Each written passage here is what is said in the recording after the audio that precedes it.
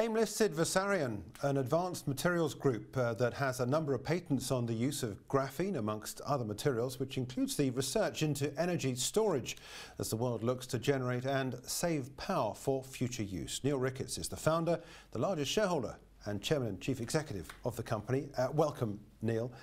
Good morning. I want to take a look first of all at the company, your latest Chinese deal in just a moment, which I know you're very excited about, but just explain a bit more about what you're doing at Versarien. So we founded the company in 2011 with the aim of taking technology out of the UK universities and actually putting it into products that we use. So our specialism and our track record is all in commercial products. It's all in the engineering of making mass production. Now, I said you've got this deal in China you've just undertaken. That is part of this big part of your business, which is graphene. Why graphene? So we came about with the idea of graphene in 2014 when we were contacted by the University of Manchester. They'd done all the primary research, but they were struggling with the commercialization of this fantastic new technology. In fact, today, Bloomberg put out an article today about how this technology is really moving on from being a lab-based product to something that we can actually use on a day-to-day basis. Yeah, of course, you're at the forefront of all that, which is nice for shareholders to see. Just talk a little bit about this most recent deal, because it gives you an expanded footprint now around the world. So it's very much a phased strategy. This isn't a random set of events. What we did was we made sure that we had the right collaborations in place. Once we got the right collaborations, then it's about getting the right geographical spread. So these big companies, these massive global entities need manufacturing close to their manufacturing bases. So now we've got guys this week out in Korea, we've got guys out in the US on the West Coast, we've got conversations going on in Washington, Singapore, we've got me based here today in London with people coming from around the world to London. So a really global business now. I said you're an advanced materials company. Is it just about graphene though? No, not at all. So we have a mixed portfolio of products, and in fact graphene is the first of these two-dimensional materials. We have a great relationship with the University of Manchester and the University of Cambridge. They're actually shareholders in our business, but they're actually working on up to 5,000 new materials. So if you think graphene is amazing, think about what other opportunities there are in the future. Right, okay.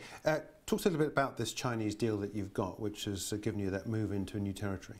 So it's about 12 months since we first had lunch with, or did a presentation with some delegates from China in Bath. That's moved on quite quickly. In January we signed a letter of intent, and more recently we signed 2 deals, in fact within the last week or so. The first one was with a province which is offering support and connections to their companies. Some of the largest Chinese companies that manufacture goods you see on the high street today.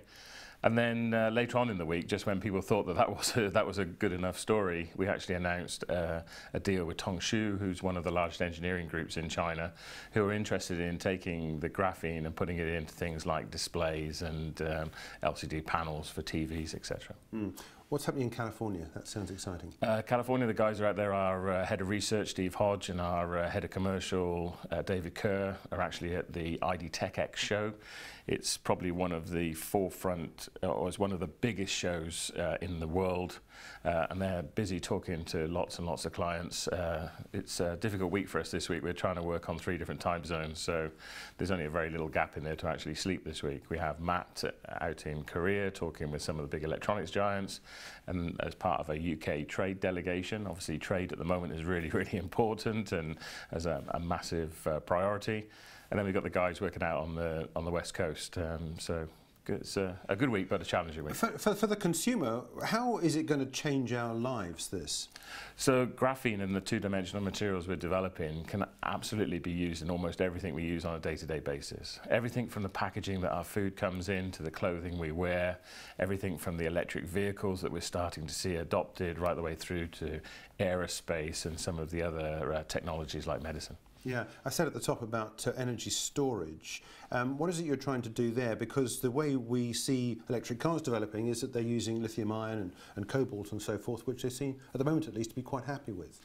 Yeah, I don't think anybody's happy, so I think that's a challenge. I think there was a survey done yesterday actually that 75% of people using electric vehicles would like larger range, and it's actually a a big blocking move in terms of developing that technology. So we have to develop lithium ion, and not much has changed in lithium ion in 20 years. So it is ripe for a change. More recently, we announced a deal with Nanomat. It's a Spanish entity where we've now taken a majority share, and they're developing the chemistry within supercapacitors and batteries to give us that next breakthrough. Yeah. Just talking about the model and what you've got, do you have patents for a lot of these technologies? Presumably, yes, if you bought them from the universities. Yeah, so we license technologies, and we have ownership of some of the patents as well. So the two primary manufacturing routes for graphene and its two-dimensional sisters are actually owned or licensed to us, yes. Company with a market value of just shy of, what, 200 million sterling. Let's take a look at the share price chart to get a better idea as to what's been happening with this rise that we've got. We're currently trading 117 pence. You're pre-profit. Do you have any or much revenue? Yes, we're currently turning over around 10 million from our more traditional businesses. We buy those businesses in order to actually take the technologies we're developing and prove to large companies that we can actually deliver this on scale. So we have an injection molding business, and we have a sintered tungsten carbide business that have their own customers, and it just allows us to really shorten that development curve by being able to talk to big companies like JLR and Schlumberger and so on. So you see yourself as a growth company rather than obviously being able to return profit to shareholders just in the near term. So what are you saying to shareholders then at 117 pence a share in terms of the appeal for buying it at these levels, given what you just told us? It's about the size of the opportunity. So some of the big organizations like McKinsey are talking about billion-dollar revenues from electronics, just a single part of what we can deliver. And then we have this Bloomberg article today, which came out today, which also shows that this technology is starting to be developed and delivered. The thing that separates us from some of the other, we've taken slightly longer. We've been very thoughtful about the strategy that we've employed. We have these massive connections with Manchester and Cambridge and Innovate UK, to name just a few. But we also have huge support from the government in terms of getting this story that they've actually invested. Almost £1 billion has gone into the Manchester campus now in one way or another.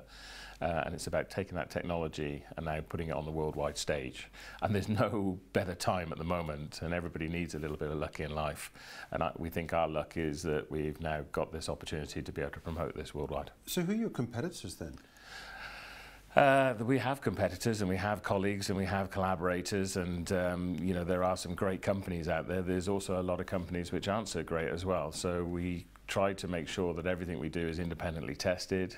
We play nicely with a lot of our competitors, because this is all about developing a massive business and a massive industry.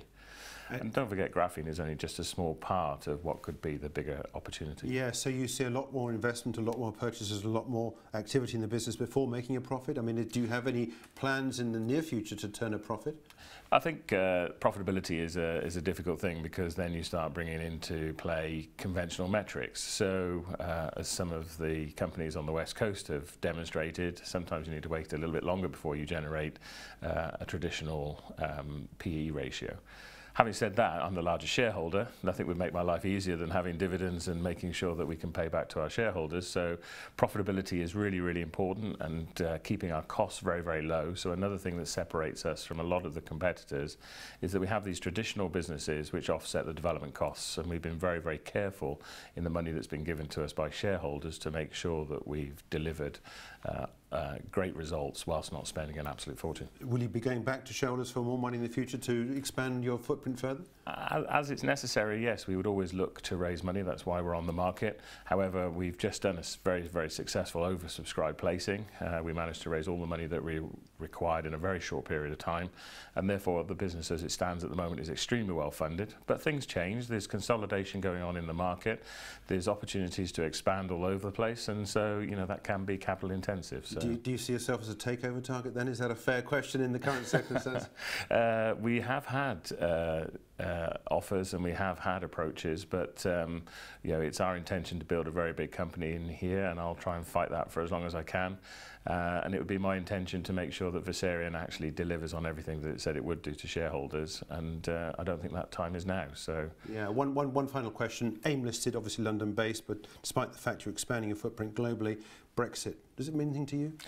Not really, to be honest. It's short-term pain for us as the markets are slightly uneasy. You know, there's a lot of uncertainty, but we've planned very, very well for any eventuality that may or may not come about. We've worked very, very closely with the government to make this an opportunity, not necessarily a problem for us, in terms of having two guys seconded to us to promote our business worldwide. And we have our European base now, so post-Brexit, then we can look forward to even more challenging times, but hopefully more profitable times as well. Okay, Neill, thanks indeed for joining us with an update on Versarien, the Chief Executive, Chairman, the founder and also the largest shareholder of the business. That's Neill Ricketts.